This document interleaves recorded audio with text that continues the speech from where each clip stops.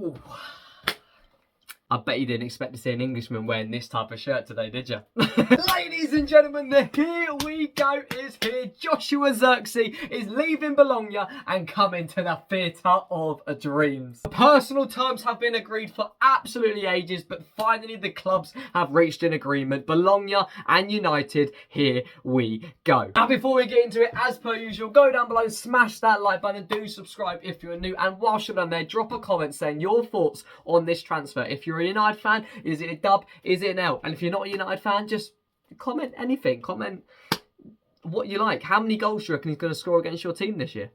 Now, before we get into the goods and the bad, I do want to say I am not going to pretend to have seen a lot of this guy. I think it looks like he's been around a little bit. He has a little bit of time at Bayern Munich. And that was what made this deal slow down a little bit, because his release clause actually had like a 50% sell-on clause with Bayern. So that's what made this drag out a little bit longer than it could have been done a little couple days ago. But I'm not going to pretend to know a lot about him. I know he's Dutch. I know he's got an absolutely fantastic first name. He scores a couple goals here or there. He's played in the Euros this season. He's a decent little young player. I think he's like 23, 24, so a couple years older than Rasmus, but still quite a young striker, which I'm going to be honest, for me, is a little bit of an issue.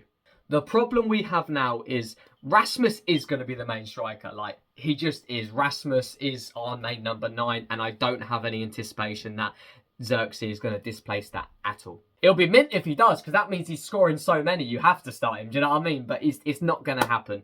And I will say, that does mean if Rasmus goes for a dodgy patch again where he doesn't score, you're relying on another young striker who is not expected to be a starter to come in and do the job, which is where maybe I would have tried to go for maybe an older type player like a Cavani, not literally him, but that type of profile where he's experienced, he's been around the block, and Rasmus can learn off him a little bit. Because now Rasmus, who has had a very 50-50 up and down first year, has now got to be the one to teach Zirkzee, which could go one or two ways. It might be an absolute masterstroke. You've got two young, eager young strikers, quick, can finish the ball, brilliant as a team with link up. It could be a masterstroke, but it could also not. Now listen, in this day and age, in this market, the price we're getting in for is more or less pennies. Do you know what I mean? Like, and I think he's under no impression that he's starting. I think he knows he'll be the backup.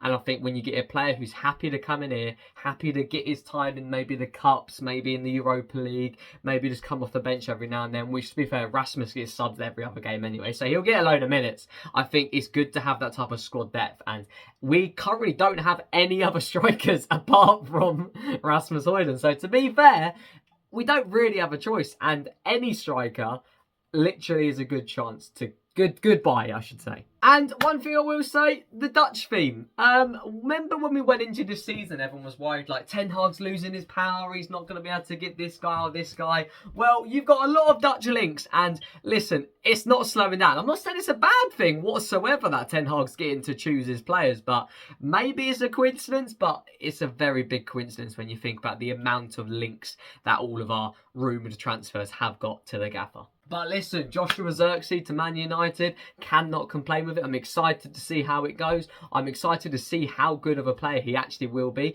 I'm excited we got it done this early, because now with the pre-season tour, he can bed into the tactics, and hopefully he goes on to have a fantastic Manchester United career. I think what we've got to do with these type of transfers is realise we're not signing world-class starting players. We are signing this guy as a backup off the bench. Don't expect him to come in scoring 15, 20 goals, because he's not going to do that. If he can score 10 goals across all competitions next year, he's done well for a bench player. And I think that's a successful season. I think as United fans as a whole, and I think English fans as a whole, to be fair, have got to work on managing expectations. Zirkzee will not be winning any Ballon d'Ors. And that's fine. That doesn't make him a bad player. He won't be winning the Golden Boot. And that's fine. It doesn't make him a bad player. He's coming here to do a job. Let's just let him do his job, and let's let him cook. And let's get behind the man, the myth, the legend, Joshua Zirkzee. Let me know your thoughts on the silent down below, boys. Take care, lads. Smash the like, subscribe if you're new, and peace.